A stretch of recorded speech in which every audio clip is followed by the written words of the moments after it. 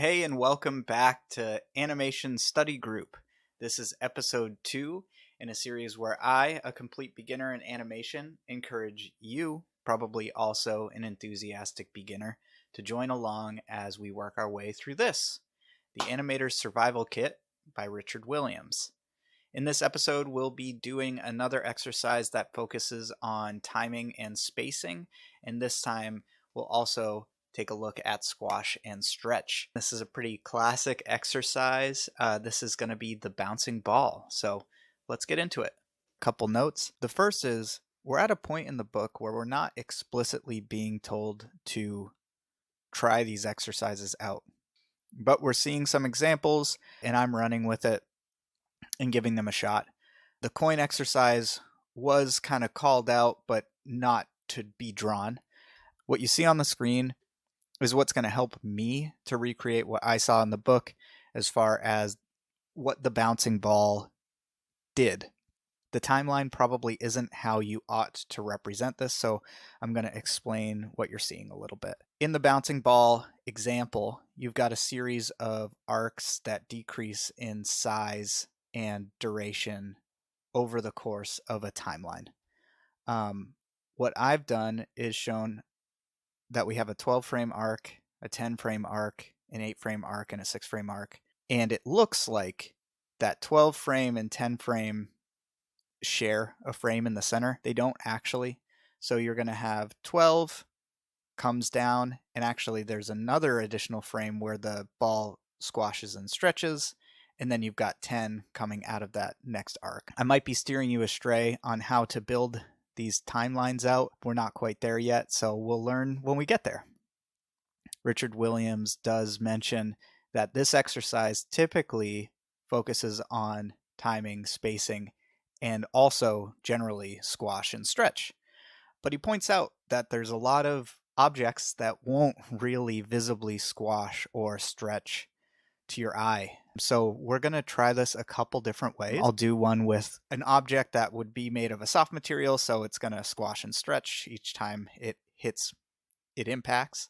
And then we'll do one that should represent a golf ball or something like that, something that's going to bounce and it's going to arc and diminish in energy, but it won't actually squash and stretch visibly. The last thing to note is that toward the top of the arc, you have a lot more overlap in your frames. So you've got kind of a slow down toward the top and a speed up as you're approaching impact.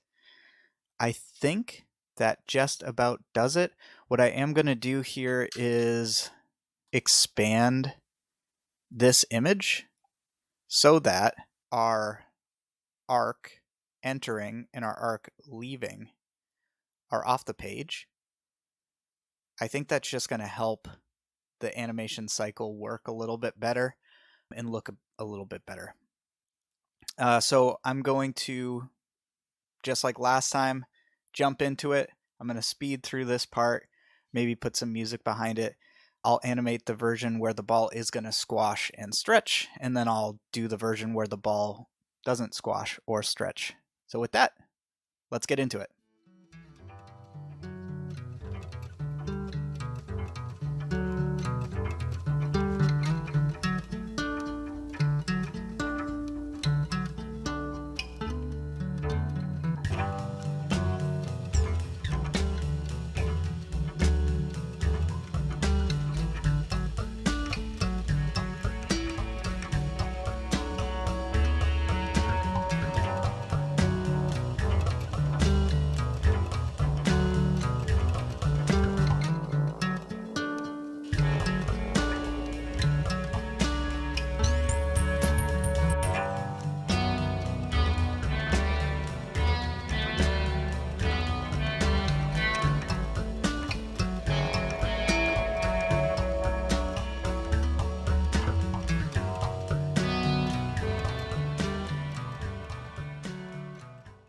Okay, we kind of did it.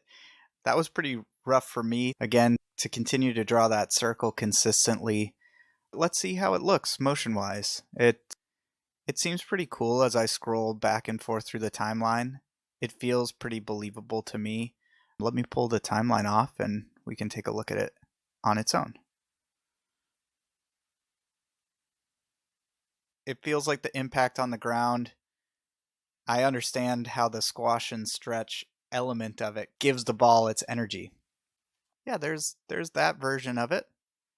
It does look a little bit like it's kind of leaping, almost like a frog, which maybe just needs some tweaking. But this is my first attempt at this, and I'm pretty delighted. I think it's pretty cool. So I'm going to take another run at this with a ball that does not squash and stretch. I might even just use the circle tool and take that through just so we can see the difference in the energy between the two. All right, with that, I'm going to get into it.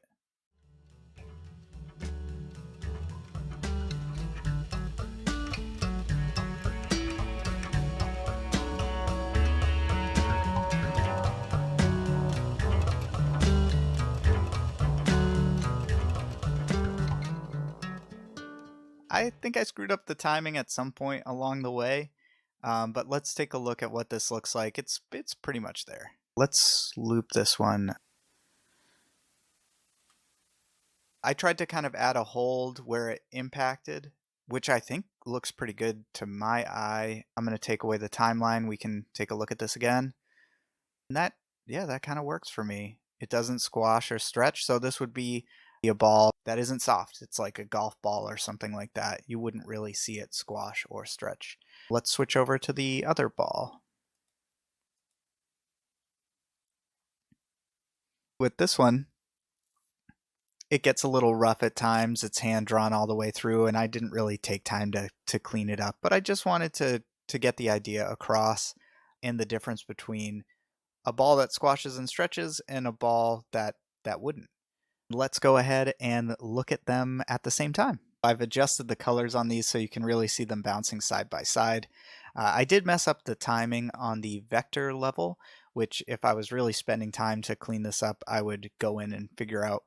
But for today's purposes, I think this illustrates what the book is kind of trying to convey. That pretty much does it for this one. Thanks again for tuning in. I'm excited for the next exercise coming our way.